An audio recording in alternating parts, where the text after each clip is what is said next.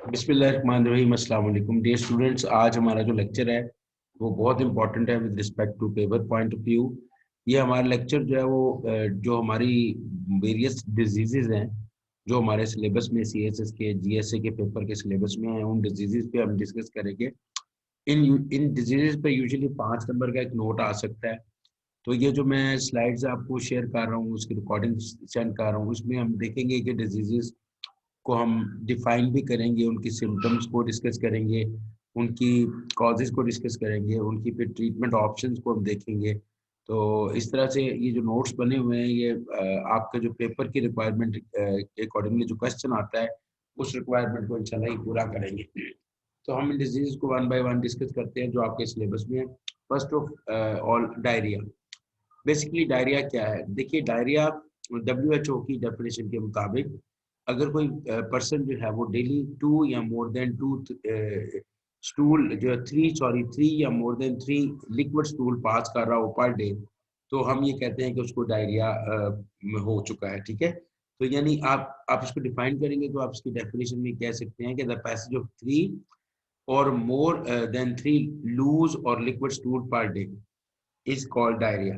ठीक है, तो ये देखें, अगर किसी इंडिविजुअल को डायरिया होगा तो उसकी बॉडी में क्या सिम्टम्स आएंगी। सबसे पहले तो ये है कि उसको लूज वाटरी स्टूल्स आएंगे, उसके एब्डोमिनल पेन होगी, पेट में दर्द होगी, उसकी बॉडी में डिहाइड्रेशन हो जाएगी, वाटर की कमी हो जाएगी।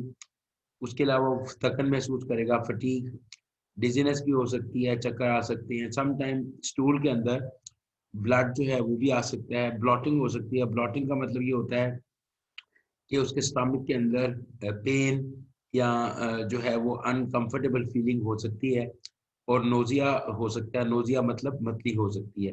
सो these are the signs and symptoms of diarrhoea. अब आगे चलते हैं। देखिए, डायरिया की कॉजेज क्या होती हैं। डायरिया जो है वो बैक्टीरिया की वजह से भी हो सकता है, वायरल इन्फेक्शन की वजह से भी हो सकता है, और कुछ पैरासाइट्स होते हैं, छोटे छोटे माइक्रो ऑर्गेनिज्म होते हैं जो डायरिया कॉज कर सकते हैं। इसमें एक बहुत ही फेमस पैरासाइट है जिसका नाम है एंटमीबा, जो कि डायरिया कॉज कर सकता है। इसके अलावा अगर आप कंटेमिनेटेड वाटर इस्तेमाल करें, फिक्सेस कंटेमिनेटेड वाटर, यानी पोल्यूटेड वाटर, या आपकी सैनिटेशन जो है वो प्रॉपर ना हो, आप अनहाइजीनिक वाटर या फूड यूज कर रहे हो, तो तब भी डायरिया हो सकता है। अब इसकी प्रिवेंशन क्या होगी, डायरिया को प्रिवेंट कैसे किया जा सकता है? देखिए, प्रिवेंशन के अंदर डायरिया में हमें सेफ ड्रिंकिंग वाटर जो है वो लेना चाहिए, हमें अपनी सैनिटेशन को इम्प्रूव करना चाहिए, हमें अपनी फूड और पर्सनल हाइजीन जो है उसको इम्प्रूव करना है। हमें रोटा वायरस वैक्सीनेशन करवाई जा सकती है, करवा सकते हैं। रोटा वायरस वैक्सीनेशन एक वैक्सीनेशन है जो रोटा वायरस के अगेंस्ट इस्तेमाल होती है, और रोटा वायरस एक ऐसा वायरस है जो कि डायरिया कॉज कर सकता है। तो रोटा वायरस वैक्सीनेशन की वजह से आप रोटा वायरस की वजह से जो डायरिया होता है उससे जो है वो बच सकते हैं।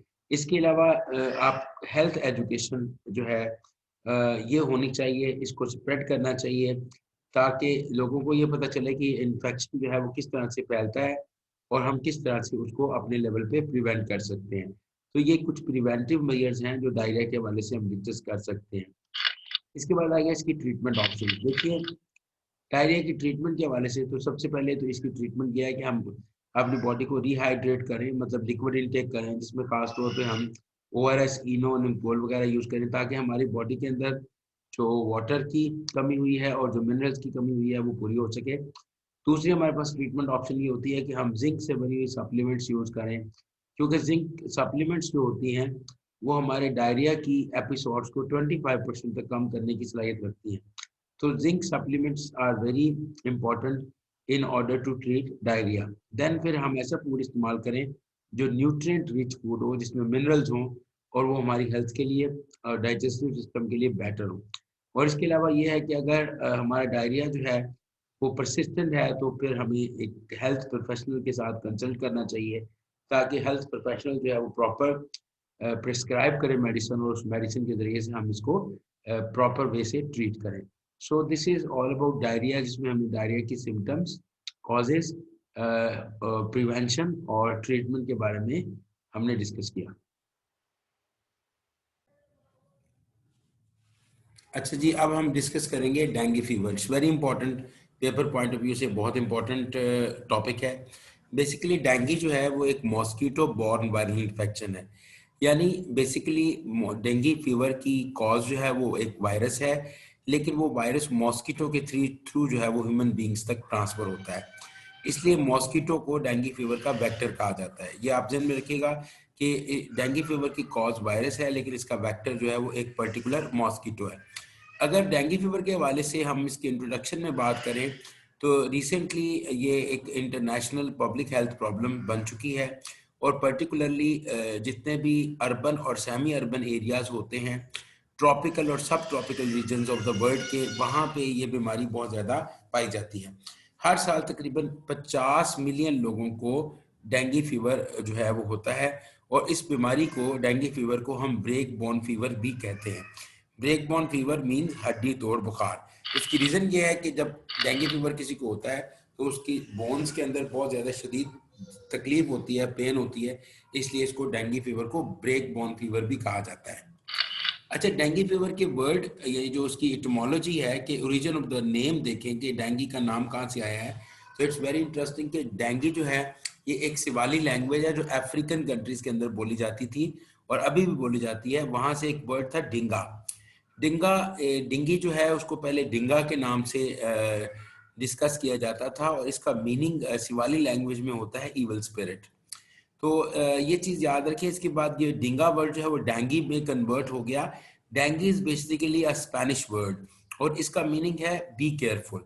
सो इट मीन्स दैट कि जिस बंदे को डेंगू फीवर होगा उसको बहुत केयरफुल मूव करना चाहिए, क्योंकि उसके जॉइंट्स और उसके बोन्स में बहुत शदीद पेन होती है। सो देयरफॉर ही और she must move his or her joints very carefully. Okay, so this is the word of dengue. ये डेंगू वर्ड जो है उसका मीनिंग है।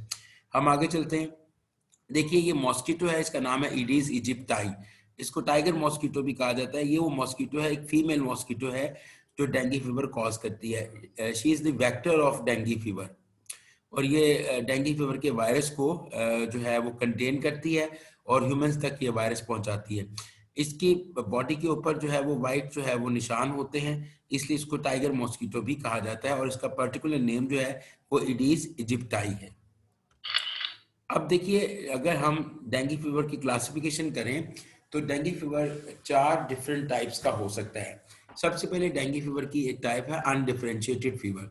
अनडिफरेंशिएटेड डेंगू फीवर में बहुत माइल्ड सिम्टम्स होती हैं, जैसे फ्लू है या कोल्ड है या बहुत ही हल्का बुखार है।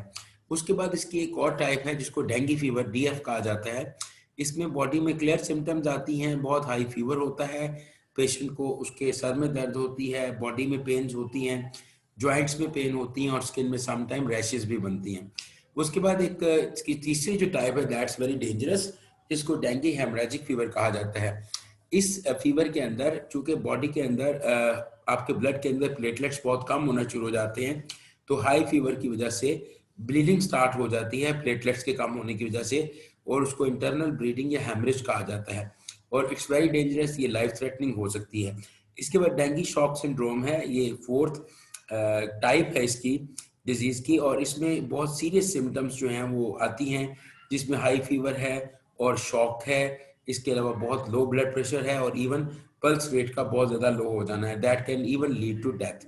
सो यू कैन से दैट कि डेंगू फीवर की ये जो 2 टाइप्स हैं, डीएचएफ और डीएसएस, ये बहुत ज़्यादा डेंजरस होती हैं। अगर डेंगू फीवर की सिम्टम्स के हवाले से बात करें तो जो कॉमन सिम्टम्स हैं डेंगू फीवर्स की, वो तकरीबन मच्छर के काटने से 4 से 7 दिन के बाद बॉडी में आना शुरू हो जाती हैं।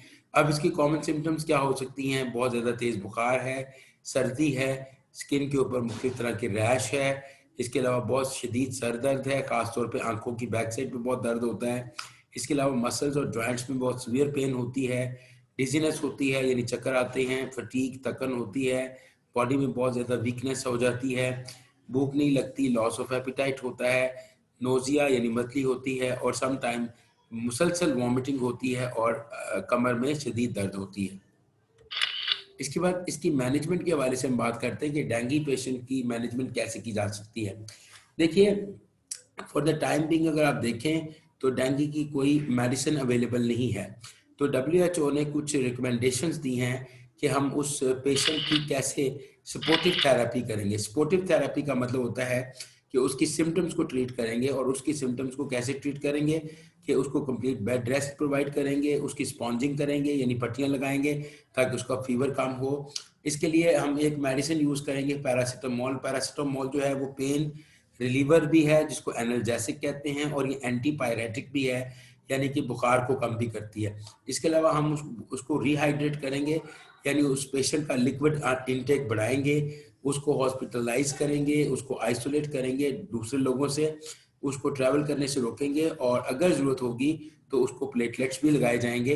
अगर उसके प्लेटलेट्स जो हैं वो एक नॉर्मल लेवल से बहुत नीचे आ जाए तो फिर प्लेटलेट्स की ट्रांसफ्यूजन जो है वो रिक्वायर्ड होती है, और डॉक्टर्स जो है रिकमेंड करते हैं कि पेशेंट को जो है वो प्लेटलेट्स की ट्रांसफ्यूजन की जाए। इसके बाद अगर प्रिवेंशन के हवाले से देखें तो देखिए डेंगू फीवर की ना तो कोई वैक्सीन है, ना ही इसकी कोई प्रॉपर ट्रीटमेंट है। सो देयरफॉर हमारे पास सिर्फ एक ही चॉइस है कि हम इसके वेक्टर को कंट्रोल करें ताकि इस डिजीज़ की जो ट्रांसमिशन है वो ना हो सके, और डेंगू वायरस जो है उसकी ट्रांसमिशन पॉसिबल ना हो। तो मॉस्किटो को कंट्रोल करने के लिए जैसे कि मलेरिया फीवर है उसमें भी हम मॉस्किटो को कंट्रोल कर लें तो मलेरिया फीवर जो है वो स्प्रेड नहीं करता। येलो फीवर है वो भी मॉस्किटो की वजह से होता है, उसमें भी अगर हम मॉस्किटो को कंट्रोल करें तो येलो फीवर होने के चांसेस कम हो जाते हैं। सिमिलरली डेंगू फीवर को प्रिवेंट करने के लिए हमें मॉस्किटो को कंट्रोल करना है। उसके लिए हमें बेड नेट्स यूज़ करने चाहिए, मॉस्किटो रिपेलेंट्स यूज़ करने चाहिए, हमें प्रॉपर ड्रेस वेयर करना चाहिए, हाफ स्लीव्स जो है उससे अवॉइड करना चाहिए क्योंकि ये लो फ्लाइट मॉस्किटो है और ये मॉर्निंग और इवनिंग के टाइम में ज़्यादा इफेक्टिव होता है, एक्टिव होता है, और ये फिर जो है आपके बॉडी के ऊपर कहीं पे भी बाइट कर सकता है। इसके अलावा घरों और ऑफिस में हमें स्क्रीनिंग करनी चाहिए, स्क्रीन्स लगानी चाहिए, इंसेक्ट किलर्स लगाने चाहिए, और इसके अलावा हमें डेली एक्टिविटीज़ को रिस्केड्यूल करना चाहिए और बहुत केयरफुली जो है वो बाहर मूव करना चाहिए, खासतौर पे डॉन एंड डस्क यानी मॉर्निंग और इवनिंग के टाइम पे। इसके बाद अगर हम वैक्सीनेशन के बारे से बात करें तो वैक्सीन्स जो होती हैं बेसिकली आपकी बॉडी को इम्यूनिटी प्रोवाइड करती हैं अगेंस्ट अ सर्टेन डिजीज़, लेकिन अनफॉर्चुनेटली अभी तक डेंगू वैक्सीन जो है दैट इज़ नॉट अवेलेबल, ठीक है, क्योंकि उसको उसकी वैक्सीन होनी चाहिए एक क्वाड्रीवैलेंट वैक्सीन। उसकी रीज़न ये है कि डेंगू फीवर को कॉज करने वाले 4 डिफरेंट तरह के वायरस होते हैं, और अगर आपकी बॉडी को हम उन चारों वायरसेस के against at the same time immune करेंगे तो हमें एक क्वाड्रीवैलेंट वैक्सीन चाहिए जो कि अभी तक मैन्युफैक्चर नहीं हो सकी। तो डेंगू फीवर के हवाले से वैक्सीनेशन जो है अभी अवेलेबल नहीं है।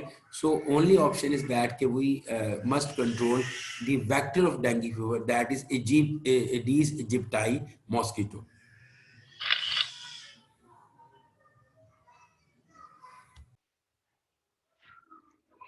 अगेन जी जो थर्ड डिजीज हम आज डिस्कस करेंगे वो हाइपेटाइटिस है। That's also very important with respect to paper point of view. Hepatitis basically inflammation of liver है।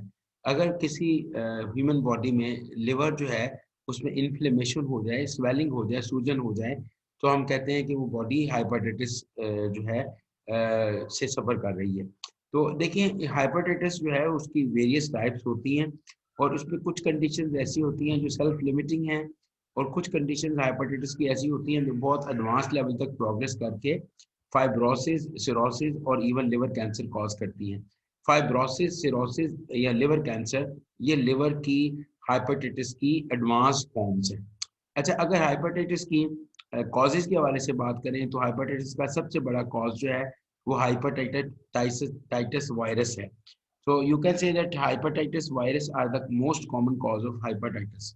लेकिन दूसरी कॉजेज में टॉक्सिक सब्सटेंसेस को इनटेक करना, फॉर एग्जांपल जैसे अल्कोहल इनटेक करना या सर्टेन ड्रग्स का इस्तेमाल करना, ये भी हेपेटाइटिस कॉज कर सकते हैं। इसके अलावा हमारी बॉडी में कोई ऑटो इम्यून डिजीजेस की वजह से, ऑटो इम्यून डिजीजेस वो डिजीजेस होती हैं जो हमारे इम्यूनिटी सिस्टम को है वर्क प्रॉपरली वर्क नहीं करने देती, तो ऑटो इम्यून डिजीजेस की वजह से भी हेपेटाइटिस जो है वो हो सकता है। ये देखिए ये डिफरेंट लिवर के स्टेजेस हैं हाइपेटाइटिस की। एक हेल्दी लिवर है जिसका स्ट्रक्चर आप देख सकते हैं। ये क्रोनिक हाइपेटाइटिस है जिसमें आप देख सकते हैं कि स्ट्रक्चर जो है वो इन्फ्लेम हो चुका है और इन्फ्लेमेशन बढ़ रही है, और ये सिरोसिस है, that is the most advance form. और उसके बाद ये सिरोसिस जो है हेपेटोसेलुलर कार्सिनोमा है, यानी लिवर कैंसर में कन्वर्ट हो जाता है, जिसमें लिवर का स्ट्रक्चर मुकम्मल तौर पर डिस्टॉर्ट हो जाता है और लिवर अपने फंक्शंस को रिस्टोर नहीं कर सकता। अच्छा जी, हेपेटाइटिस की सिम्टम्स क्या होंगी? देखिए, साइन और सिम्टम्स के हवाले से ये याद रखिए कि कोई भी डिजीज जो है उसकी दो फेजेस होती हैं, अक्यूट और क्रॉनिक।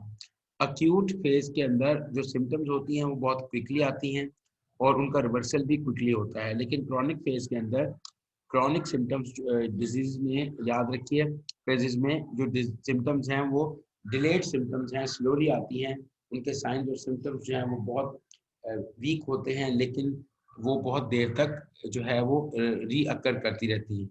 अब देखिए, इन ऑल केसेस अगर हाइपेटाइटिस एक्यूट है या क्रॉनिक है, इन ऑल केसेस ये सिम्टम्स हमारी बॉडी में आ सकती हैं।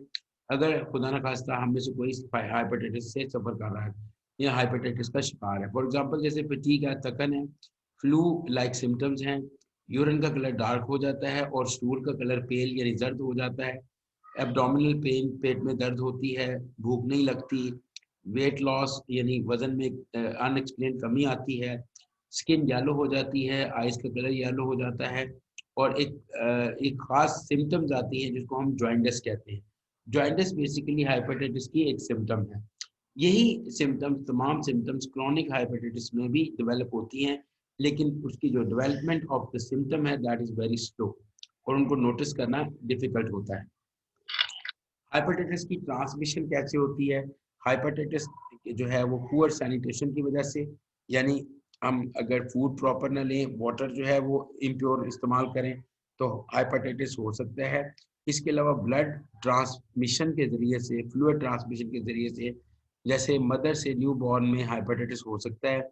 इसके अलावा अगर कोई इंडिविजुअल्स जो हैं वो कंटामिनेटेड सिरिंजेस या नीडल्स इस्तेमाल कर रहे हैं, तो तब भी हेपेटाइटिस की बीमारी उन तक ट्रांसमिट हो सकती है। डायग्नोसिस के हवाले से कौन सी ऑप्शन हैं जिनके ज़रिए से हम इस बीमारी को डायग्नोज करते हैं? तो इसमें सबसे पहले तो फिजिकल एग्जामिनेशन है, डॉक्टर्स जो है फिजिकल एग्जामिनेशन के थ्रू इस बीमारी को डायग्नोज कर सकते हैं। फिर एक ऑप्शन होती है लिवर बायोप्सी, जिसमें लिवर का कोई छोटा सा पार्ट जो है वो एक नीडल के ज़रिए रिमूव किया जाता है और उसको माइक्रोस्कोप के नीचे हम जो है वो ऑब्जर्व कर सकते हैं। फिर एक टेस्ट बड़ा कॉमन है, LFT, जिसको कहते हैं लिवर फंक्शन टेस्ट, जिसके ज़रिए से हेपेटाइटिस को डायग्नोज किया जा सकता है। अल्ट्रासाउंड के ज़रिए से डायग्नोज किया जा सकता है, ब्लड टेस्ट के ज़रिए से, और एक एंटीबॉडी टेस्टिंग होती है जिसमें वायरल एंटीबॉडी टेस्टिंग होती है, उसके ज़रिए से भी हम हेपेटाइटिस को डायग्नोज कर सकते हैं। हेपेटाइटिस की 5 टाइप्स होती हैं, hepatitis A, B, C, D और E। अब हम इनमें से 3 टाइप्स के हवाले से इंपॉर्टेंट इंफॉर्मेशन जो हैं वो डिस्कस करेंगे। हेपेटाइटिस ए जो है उसकी कोई स्पेसिफिक ट्रीटमेंट नहीं है, जस्ट स्पेशल डाइट यूज़ करने से हेपेटाइटिस ए जो है वो क्योर हो जाता है। इसमें बेड रेस्ट की ज़रूरत होती है और इसकी वैक्सीनेशन अवेलेबल है। हेपेटाइटिस बी के हवाले से ध्यान रखिए कि अगर किसी बंदे को हेपेटाइटिस बी की एक्यूट फॉर्म है तो उसकी ट्रीटमेंट की ज़रूरत नहीं है, क्रोनिक फॉर्म होगी तो उसकी ट्रीटमेंट की ज़रूरत होगी, और इसकी ट्रीटमेंट के लिए जो मेडिसिन यूज़ होंगी उनको एंटीवायरल्स कहा जाता है। एंटीवायरस का एक ड्रॉबैक ये है कि ये कॉस्टली होती हैं, इनमें इनका कोर्स लेंथी होता है और इसकी साथ regular evaluation of the patient जो है दैट इज रिक्वायर्ड। इसके अलावा हेपेटाइटिस बी की भी वैक्सीन जो है वो अवेलेबल है। हेपेटाइटिस सी के हवाले से बहुत इंपॉर्टेंट चीज़ ये है कि इसकी एक्यूट और क्रॉनिक दोनों फॉर्म्स जो हैं उसकी ट्रीटमेंट की ज़रूरत होती है, और इसके लिए हमें एंटीवायरल्स या इंटरफेरॉन्स के खास किस्म की ड्रग्स होती हैं वो इस्तेमाल करनी पड़ती हैं। इसमें हेपेटाइटिस सी में एक ऑप्शन होती है कि अगर लिवर के अंदर स्ट्रक्चर जो है वो बहुत, उसका लिवर का डैमेज हो चुका है, इन्फ्लेमेशन बढ़ चुकी है, तो उसको ट्रांसप्लांट भी किया जा सकता है। और अलबत्ता हेपेटाइटिस सी जो है उसकी कोई वैक्सीन जो है वो अवेलेबल नहीं है। अब जो फोर्थ डिजीज हम डिस्कस करेंगे that is also very important, polio, और इस पे भी क्वेश्चन आने के चांसेस काफ़ी ज़्यादा हैं। पोलियो का जो प्रॉपर नेम है, पूरा नेम है, उसको पोलियो मेलिटस कहा जाता है। It's a highly contagious disease, ठीक है, और इसकी वजह भी एक वायरस है, और ये वायरस जो है वो ह्यूमन ब्रेन के ऊपर या नर्वस सिस्टम के ऊपर अटैक करता है। यूजुअली जो बच्चे जिनकी उम्र 5 साल से कम होती है वो इस पोलियो वायरस का ज़्यादा शिकार हो सकते हैं। अच्छा, इसकी सिम्टम्स के हवाले से कुछ इम्पोर्टेंट बात ये है कि 95 से 99% तक जो पोलियो के लोग होते हैं, पेशेंट होते हैं, जो जिनके अंदर पोलियो वायरस मौजूद होता है वो एसिम्टोमेटिक होते हैं। एसिम्टोमेटिक का मतलब है उनकी बॉडी में पोलियो की सिम्टम्स अपीयर नहीं होती, ठीक है जी। इस तरह का जो पोलियो होता है इसको हम सब क्लिनिकल पोलियो कहते हैं। अच्छा, इवन विदाउट सिम्टम्स ये लोग जो होते हैं ये स्टिल इस वायरस को स्प्रेड कर सकते हैं और दूसरे लोगों में इन्फेक्शन फैला सकते हैं। So that's very dangerous. अगर पोलियो की टाइप्स के वाले से बात करें तो पोलियो की दो मेन टाइप्स हैं। एक नॉन पैरालिटिक पोलियो है, एक पैरालिटिक पोलियो है। नॉन पैरालिटिक पोलियो जो होता है उसकी सिम्टम्स तकरीबन 10 दिन के अंदर जो है वो आ जाती हैं। पहले दिन से लेकर 10 दिन तक जब वायरस आपकी बॉडी में आता है तो पहले दिन से 10 दिन के अंदर अंदर इसकी सिम्टम्स बॉडी में अपेयर होना शुरू हो जाएंगी और इसकी सिम्टम्स बिल्कुल फ्लू की तरह होती है। और फ्लू के साथ साथ बॉडी में फीवर हो सकता है, गले में खराश हो सकती है, सर में दर्द हो सकता है, वॉमिटिंग हो सकती है, थकन हो सकती है और एक मेनिंजाइटिस जिसको उर्दू में हम गर्दन तोड़ बुखार कहते हैं वो हो सकता है। Meningitis is very dangerous symptom. इसमें हमारे जो ब्रेन होता है उसकी जो मेम्ब्रेन होती है उसमें स्वेलिंग हो सकती है और उसकी वजह से जो है वो शदीद फीवर और इवन जो है वो लाइफ थ्रेटनिंग जो है वो इसके इफेक्ट्स भी आ सकते हैं। नॉन पैरालिटिक पोलियो जो है वो अबॉर्टिव पोलियो जो है वो कहलाता है। तो ये वो सिम्टम्स हैं जो किसी पेशेंट में हो सकती हैं। इसके बाद एक पैरालिटिक पोलियो है। पैरालिटिक पोलियो जो है वो 1% जो पोलियो के केसेस होते हैं उनमें लोगों को पैरालिटिक पोलियो होता है। पैरालिटिक पोलियो की 3 टाइप्स होती हैं। इसमें एक बेसिकली एक पोलियो है जिसको हम कहते हैं स्पाइनल पोलियो। इसमें जो स्पाइनल कॉर्ड होती है वो पैरालाइज होती है, ठीक है। उसके बाद एक टाइप है बल्बर पोलियो। इसमें जो ब्रेन स्टेम होती है या ब्रेन होता है वो इफेक्ट होता है। और एक होता है बल्बो स्पाइनल पोलियो, इसमें ब्रेन और स्पाइनल कॉर्ड दोनों इफेक्ट हो सकती है। बेसिकली पैरालिटिक पोलियो की जो इनिशियल सिम्टम्स हैं वो नॉन पैरालिटिक पोलियो जैसी ही होती हैं, लेकिन एक वीक के बाद सीवियर सिम्टम्स जो हैं वो बॉडी में आना शुरू हो जाती हैं। इन सिम्टम्स में सबसे पहली सिम्टम लॉस ऑफ रिफ्लेक्सेस है, यानी रिस्पांस का खत्म हो जाना, बॉडी रिस्पांस नहीं करेगी, रिफ्लेक्सेस खत्म हो जाएंगी। बॉडी के अंदर जो मसल्स हैं उनमें पेन और खिंचाव शुरू हो जाएगा और बॉडी के जो लिम्स हैं यानी हाथ और पाँव हैं वो फ्लॉपी होना शुरू हो जाएंगे, वीक होना शुरू हो जाएंगे और सम टाइम एक साइड जो है वो बॉडी की वो पैरालाइज होना शुरू हो जाएगी। इसमें पैरालिटिक पोलियो में सडन बॉडी में पैरालिसिस हो सकता है जो टेम्परेरी या परमानेंट दोनों सूरतों में मतलब जा सकता है। वो पैरालिसिस या टेम्परेरी होगा या परमानेंट पैरालिसिस होगा। इसके अलावा जो लिम्स हैं, हाथ पाँव, उनकी शक्ल, उनकी फॉर्म चेंज हो सकती है, डिफॉर्म हो सकते हैं। हिप्स की जो हड्डियां हैं उनकी शक्ल या फॉर्म जो है वो चेंज हो सकती है। हमारे एंकल्स और फीट जो है उनकी हड्डियां जो है उसकी शेप में भी तब्दीली आ सकती है। अब इसकी ट्रीटमेंट क्या है? बेसिकली देखिए, पोलियो की कोई भी ट्रीटमेंट नहीं है प्रॉपर, क्योंकि पोलियो में भी हम सिम्टोमेटिक ट्रीटमेंट करते हैं। पोलियो को जस्ट प्रिवेंट किया जा सकता है through vaccination, otherwise there is no treatment related to polio. लेकिन जो पेशेंट की ट्रीटमेंट की जाती है उसको हम सपोर्टिव ट्रीटमेंट या सपोर्टिव थेरेपी कहते हैं, जिसमें हम उसको बेड रेस्ट रिकमेंड करते हैं, उसको पेन किलर्स दी जाती हैं, उसको एंटीस्पैस्मोडिक ड्रग्स दी जाती हैं। एंटीस्पैस्मोडिक ड्रग्स वो होती हैं जो उनके मसल्स को रिलैक्स करती हैं। इसके अलावा सम टाइम पोलियो के पेशेंट्स में यूरिनरी ट्रैक में शदीद इन्फेक्शन हो जाता है, उसको रोकने के लिए एंटीबायोटिक्स दी जा सकती हैं। इसके अलावा उस पेशेंट के लिए वेंटिलेटर के ज़रिए उसको ब्रीदिंग हेल्प की जा सकती है। इसके अलावा उसकी फिजिकल थेरेपी की जा सकती है ताकि उसको वॉक करने में आसानी हो। हीटिंग पैड्स और वार्म टॉवल्स के ज़रिए से उसके मसल्स को ईज पहुंचाई जा सकती है, मसल्स की पेन को कम किया जा सकता है।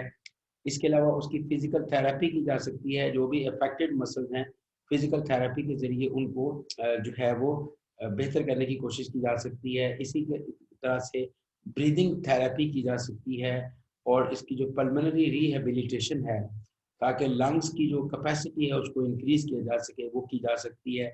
ये सब जो है सपोर्टिव थेरेपीज हैं जो कि बीमारी को तो ट्रीट नहीं करती लेकिन सिम्टम्स को ट्रीट करने में बहुत इंपॉर्टेंट रोल प्ले करती है। अच्छा, अगर प्रिवेंशन के हवाले से देखें तो द बेस्ट ऑप्शन इज, एक ही ऑप्शन है हमारे पास, एंड दैट इज वैक्सीनेशन। तो थ्रू वैक्सीन जो है वो बच्चों की वैक्सीनेशन के थ्रू हम इस बीमारी को प्रिवेंट कर सकते हैं। Otherwise there is no treatment of polio. Last one जो हमने डिजीज पढ़नी है वो है मलेरिया। बेसिकली मलेरिया एक ऐसी बीमारी है जिसकी वजह अगेन एक मॉस्किटो है, जिसको एनोफ्लीज मॉस्किटो कहा जाता है। एनोफ्लीज मॉस्किटो एक वेक्टर है और एक पैरासाइट है जो इस मॉस्किटो के थ्रू ह्यूमन तक आता है। उस पैरासाइट को हम प्लाज्मोडियम कहते हैं। लेकिन प्लाज्मोडियम की काफ़ी टाइप्स हैं जो मलेरिया कॉज कर सकती हैं, जिसमें प्लाज्मोडियम फेल्सीपैरम जो है, फेल्सीपैरम, ये मोस्ट सीरियस है। इसके अलावा प्लाज्मोडियम विविक्स है, प्लाज्मोडियम ओवेल है और प्लाज्मोडियम मलेरी है। ये वो प्लाज्मोडियम की टाइप्स हैं जो कि मलेरिया फीवर कॉज कर सकती हैं। और डेफिनेटली मैंने पहले अर्ज किया है कि इसका जो वेक्टर है वो एक फीमेल मॉस्किटो है जिसको एनोफ्लीज मॉस्किटो कहा जाता है। अगर किसी को मलेरिया होता है तो उसकी सिम्टम्स क्या होंगी? उसको फ्लू होगा, उसको इलनेस होगी, बॉडी में दर्द होगी, डायरिया हो सकता है, वॉमिटिंग हो सकती है, उसके हड्डियों में दर्द हो सकती है, इसके जोड़ों में दर्द हो सकती है और शदीद बुखार हो सकता है। इसके अलावा चिल होती है, मतलब स्वेटिंग होती है बॉडी में। इसके अलावा शिवरिंग बहुत ज़्यादा हो सकती है। जब बुखार जो है मलेरिया में होता है तो उसके साथ शिवरिंग बहुत ज़्यादा होती है। ये जो मलेरिया के सिम्टम्स हैं ये तकरीबन 1 वीक में स्टार्ट हो जाती हैं और अगर इसको ट्रीट ना किया जाए तो इवन पूरा ईयर जो है वो इन्फेक्शन की सिम्टम्स की रीअकरेंस हो सकती है। ठीक है, और इवन अगर मलेरिया को अनट्रीटेड लेफ्ट छोड़ दिया जाए तो ये बॉडी में इतनी कॉम्प्लिकेशंस जनरेट कर सकता है जिसकी वजह से डेथ भी कॉज हो सकती है। Basically it's very interesting to know कि दुनिया में इस वक्त तक सबसे ज़्यादा डेथ्स जिस बीमारी की वजह से हुई हैं वो बीमारियां जो है वो मलेरिया फीवर है। अच्छा, इसकी ट्रीटमेंट ऑप्शंस हमारे पास मौजूद हैं। इसके लिए सर्टेन ड्रग्स होती हैं जो उसकी ट्रीटमेंट में इस्तेमाल होती हैं। तो ये डिपेंड करता है कि किस टाइप का मलेरिया है, उसके अकॉर्डिंगली पेशेंट की एज क्या है और इलनेस जो है वो किस हद तक फैली हुई है। तो इसकी बेसिस पे हाँ डॉक्टर्स जो हैं वो ड्रग्स मेडिसिन रिकमेंड करते हैं जिनके ज़रिए से मलेरिया को क्योर किया जा सकता है। उनको एंटी मलेरियल ड्रग्स कहा जाता है। बेसिकली एंटी मलेरियल ड्रग्स में ख़ास तौर पे जो है वो क्लोरोक्विनीन या कुनीन जो है वो बहुत ही फेमस ड्रग है जो मलेरिया की ट्रीटमेंट के लिए इस्तेमाल होती है। प्रिवेंशन के हवाले से वही चीज़ है कि हम मॉस्किटो को कंट्रोल करें और मॉस्किटो जो वेक्टर है उसको हम बेसिकली उसकी जो जनरेशन है उसको हम कंट्रोल करें ताकि बीमारी मजीद ना फैले। So this is all about various diseases. तो ये हमारा टॉपिक जो है वो कंप्लीट हो गया जी। आपका बहुत शुक्रिया। अल्लाह हाफिज़।